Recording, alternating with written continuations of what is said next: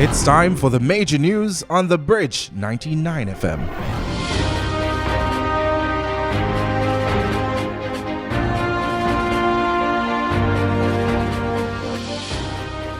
The headlines: no confirmation if SOE will be extended in St. Catherine. Culture Ministry calls for submission for Independence Float Parade. Major upgrade for rural Hanover community. In regional news, historic win for Grenadian opposition in general election. And in international news, gun legislation bill passed in U.S. Senate. In sports, Fraser Price produces fastest first round qualifier at national trials, and Sha'Carri Richardson crashes out of 100 meters at U.S. trials. In entertainment, Ed Sheeran and Aishana releases new single Brace It today. Bridge Nation, I am Lafayne Wigan, and now the details. We begin with local news. Minister of National Security Dr. Horace Chang says he currently cannot confirm if the state of emergency SOE declared last Friday for St. Catherine would be extended beyond 14 days. Dr. Chang said he would meet with the opposition to discuss if the security forces will request an extension of the measure. The government needs a two-thirds majority in both houses to extend the SOE. The government already has the numbers in the House of Representatives with 49 of the 63 seats, but requires at least one opposition vote in the 21-member Senate. However, Dr. Chang explained that if the heads of the security forces recommend that the measure be extended, he would contact opposition leader Mark Golding before the new regulations are debated on Tuesday. The police say several gangsters had been detained since the declaration of the SOE in St. Catherine. They were held and charged under the Jamaica Constabulary Force Act and not under powers in the regulations to accompany the SOE. The Ministry of Culture, Gender, Entertainment and Sport is inviting the public to submit designs for a float parade for independence celebrations. Designers of floats, costumes, and music trucks will also have the opportunity to showcase their skills at the upcoming Jamaica 6th Emancipation and Independence celebrations. The theme for the float parade is Reigniting a Nation for Peace, Love, and Unity. Persons whose designs are selected in the categories of float, costume group, and music truck will receive $200,000, $100,000, and $50,000 respectively.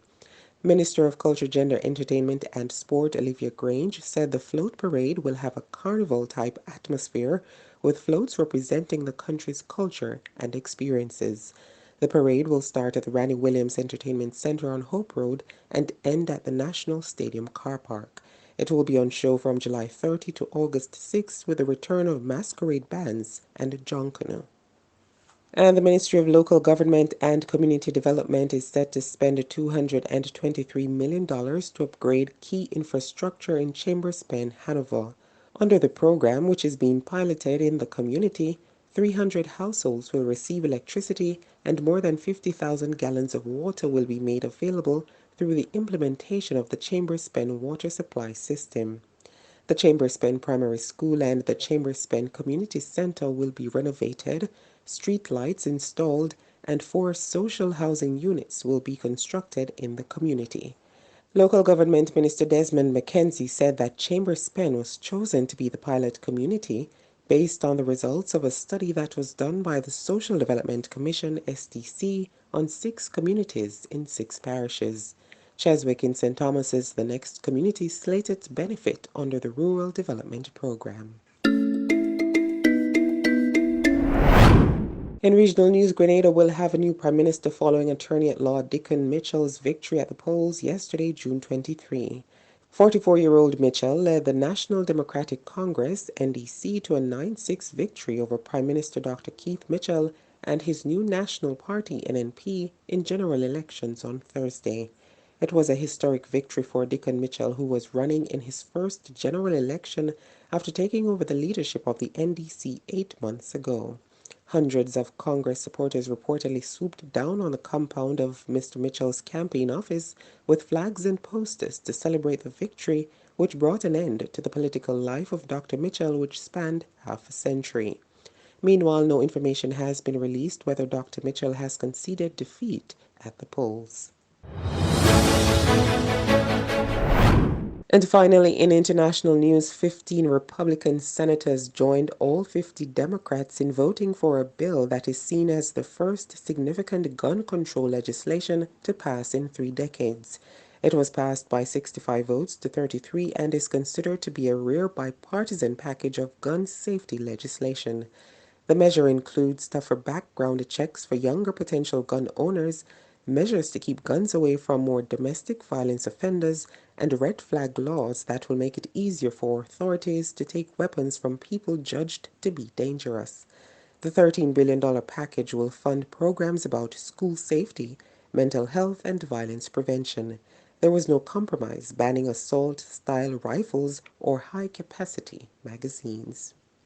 It's now time for sports and entertainment news with Vaughn.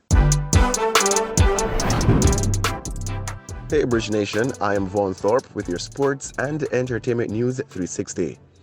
The pocket rocket Shalyn Fraser-Pryce produced the fastest time ever run by a Jamaican female athlete in the preliminary round of the women's 100 meters at the Jamaica Trials at the National Stadium in Kingston yesterday.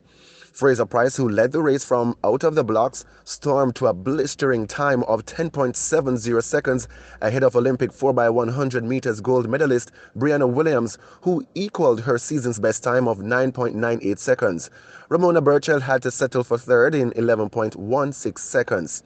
Double Olympic champion Elaine Thompson-Herah cruised to the line in a time of 11.06 seconds to win her respective heat.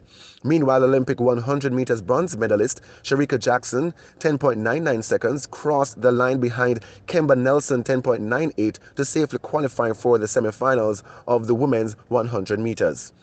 In the men's 100 meters, Johan Blake and Oblique Seville lit up the National Stadium with 9.93 and 9.98 seconds respectively to lead the men into the next round of the event, which is scheduled to take place today, June 24 at 6:15 p.m. Jamaica time.